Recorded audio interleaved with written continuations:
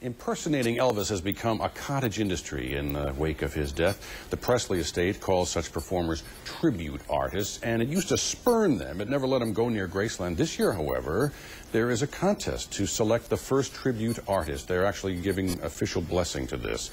They range from your uncle in a rented Elvis costume to people who truly are artists in their own right. And we have one here, Johnny Thompson, who was born and raised in the South and who began his Elvis career delivering singing telegrams.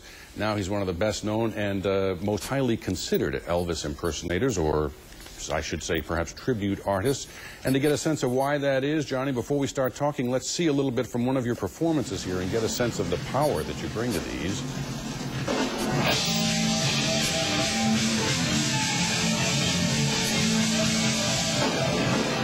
This is the costume, I guess, from the '68 comeback special that really brought Elvis back.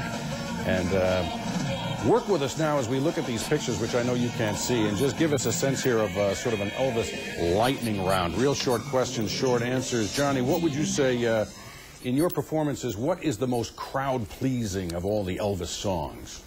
Wow. You know, I think the most popular song in the world is Suspicious Minds. It has all the elements of Elvis's, you know, voice in it, as well as all the moves that he's famous for, from the hip gyrations to the swinging arms, the whole, you know, personality of Elvis on stage. Right. That's got to hurt. What's your favorite gyration? All of them. How about your favorite karate move? Well, you know, Elvis was known, you know, for tempo and everything, and they do a lot of arm and hand movements as well as some kicks. So, you know, I personally put those into my act onto the stage. God, you have got to be fit then. We're looking at one of the movies now. Of all the 33 that he starred in, what's your favorite, personally? Wow, I love Loving You. It's, I think, the third movie. It's one of my favorites. It has some great music in it. Elvis looked great. He had great attitude. Beautiful co-stars. It's a great movie. Well, here he is singing Hound Dog, and you can't beat the choreography in that. Let's move from the lightning round into the trivia question. Here's one I hope I can stump you with. What did John Lennon of the Beatles say about Elvis? Do you know? Yeah, he said before Elvis, there was nothing. There was nothing. That's right. What a tribute. Isn't that from a huge star to another one here? That's great, yeah. I know now you're based in Las Vegas. Have you ever tried joining those flying Elvises, the skydiving guys who go out in full costume? Never had any desire to jump out of any kind of plane that's perfectly good. I am so impressed by those guys, and I think they sing all the way down. Have you ever met any of them?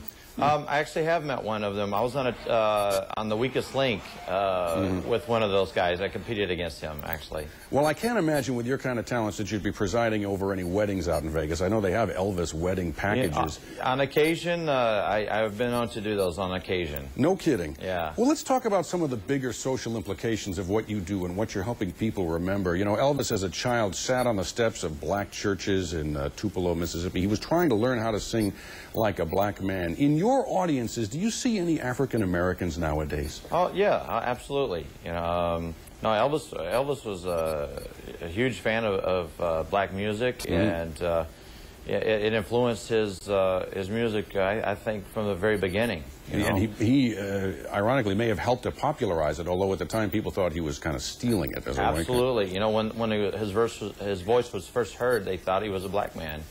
Let's talk about what all of that, you know, the biggest signal of that was his sweet tenor voice. You know, it just had so much range and emotion. So now when you perform, do you try to emulate that? Do you study voice, or is it best left avoided altogether so you don't want to sound like him? No, I try to emulate him as much as possible, you know, and I have studied voice, and I've actually worked with several guys who are known as the voice of Elvis and that sort of thing, and we break it down to, you know, breathing when he breathes in a song, to trying to match the tones even. So yeah, there's a lot of work that goes into what we do as Elvis tribute artists.